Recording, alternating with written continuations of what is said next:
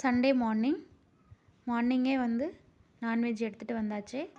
Mutton, அது கூட ஈரல், செவரொட்டி ரெண்டும் எடுத்துகிட்டு வந்திருந்தாங்க.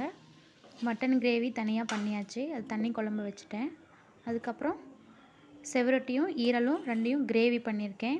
அது சப்பாத்திக்கு, இட்லிக்கு எல்லாத்துக்கும் சாப்பிட்டுக்கலாம். ரொம்ப டேஸ்ட்டாக இருக்கும். இன்றைக்கி இட்லி நான் பண்ணியிருந்தேன். இட்லி நல்லா சாஃப்டாக வெந்துடுச்சு. இதை வந்து என் பொண்ணு நான் தான் எடுப்பேன் அப்படின்னு சொல்லிட்டு அவள் தான் எடுத்தா. சண்டே அன்னைக்கு எல்லாம் ஸ்பெஷலாக சமைச்சு சாப்பிட்டாச்சு. வேலையெல்லாம் முடிஞ்சுது. மார்னிங்கே எல்லாம் சமைச்சிட்டேன். அதுக்கப்புறம் எல்லாம் சாப்பிட்டுட்டு ஒரு 11 o'clock போல் எல்லாமே க்ளீன் பண்ணியாச்சு. வேலைகளை அப்பப்போ செஞ்சுட்டா தான் கிச்சன் பார்க்க க்ளீனாக இருக்கும். இந்த vlog பிடிச்சிருந்தா சப்ஸ்கிரைப் பண்ணுங்கள்.